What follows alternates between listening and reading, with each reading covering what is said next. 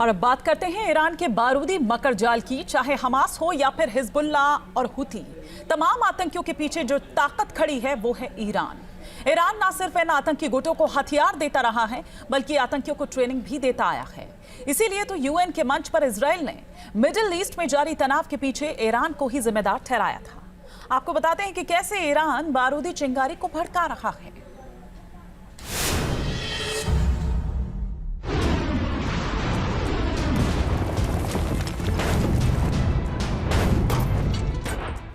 Iran का बारूदी मकड़जाल Israel कर देगा बेहाल। मिडिल ईस्ट में ईरान का घातक घेरा, हिजबुल्लाह हुती को बनाया मोहरा। एक जंग हमास और इजराइल के बीच चल रही है, दूसरी जंग इजराइल और हिजबुल्लाह के बीच जारी है, तो तीसरी सीधी जंग की तैयारी हुती और इजराइल के बीच हो रही है। तीनों ही मोर्चों पर इजराइल ताबड़तोड़ प्रहार कर रहा है, चुन चुन कर अपने दुश्मनों को ठिकाने लगा रहा है। लेकिन मिडिल ईस्ट में इजराइल का एक ऐसा दुश्मन है जो सीधी जंग में भले ही नहीं उतरा है, लेकिन मिडिल ईस्ट में जो भी बारूदी चिंगारी भड़क रही है, उसके पीछे मिडिल ईस्ट की उसी ताकत का हाथ है।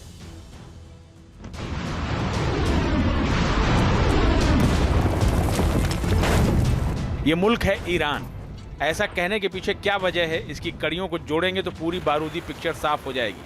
क्योंकि इजराइल जिन जिन मोर्चों पर जंग लड़ रहा है या फिर इजराइल के लिए जो फ्रंट चुनौती बन रहे हैं, उनके सब के पीछे ईरान की मदद से खड़ा हुआ ऐसा अनौपचारिक गठबंधन है जिसे नाम दिया गया है एक्सिस ऑफ रेजिस्टेंस। इस ग्रुप में फिलिस्तीन में हमास, लेबनान में हिजबुल्लाह, यमन में हुती विद्रोही, इराक और सीरिया के विद्रोही संगठन आते हैं, जिन्हें मोहरा बनाकर ईरान मिडिल ईस्ट का खलीफा बनने के ख्वाब देख रहा है।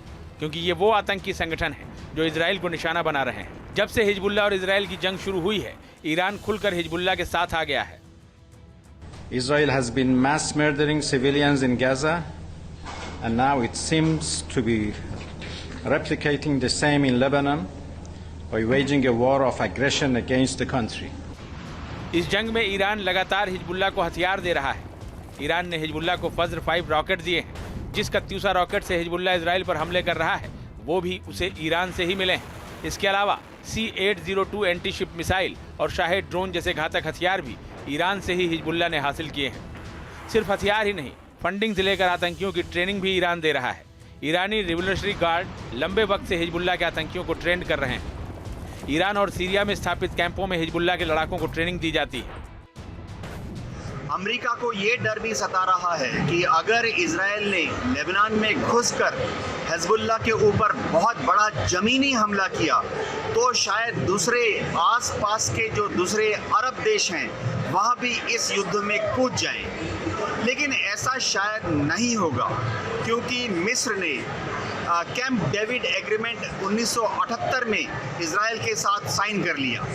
इसी तरह से सऊदी अरेबिया जो है वो भी अब्राहम अकॉर्ड साइन करना चाहता है इजराइल के साथ। अमेरिका दावा करता है कि हिजबुल्लाह के साथ ही यमन में मौजूद हुती विद्रोहियों को भी ईरान से ही फंडिंग और हथियार सप्लाई किए जाते हैं।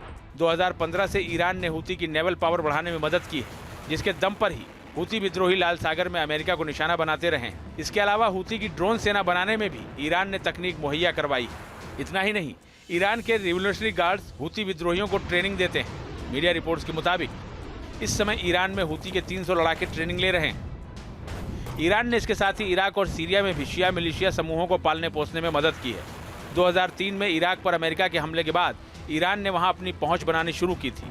ईरान से सालों की मेहनत से इराक में बदर ऑर्गेनाइजेशन, कताइब हिजबुल्लाह समेत कई चरमपंथी गुटों को खड़ा किया। जबकि सीरिया में ईरान समर्थित कई समूह हैं, ISIS भी इसमें शामिल है।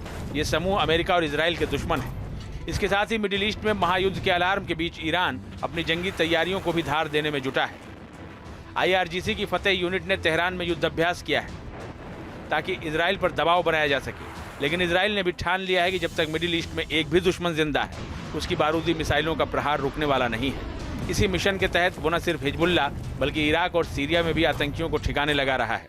तो यूएन के मंच से भी इजराइल ने ईरान की इस खुराफात की तरफ दुनिया का ध्यान खींचा है। इजराइल ने सीधे सीधे कहा है कि मिडिल ईस्ट में जितने भी आतंकी संगठन हैं, उन्हें ईरान ही पाल पोस रहा है और ईरान के चलते ही मिडिल ईस्ट में बारूदी बवंडर उठ रहा है। News nation. न्यूज़ नेशन अब व्हाट्सएप पर खबरों की ताजा अपडेट के लिए न्यूज़ नेशन के इस QR कोड को स्कैन करें।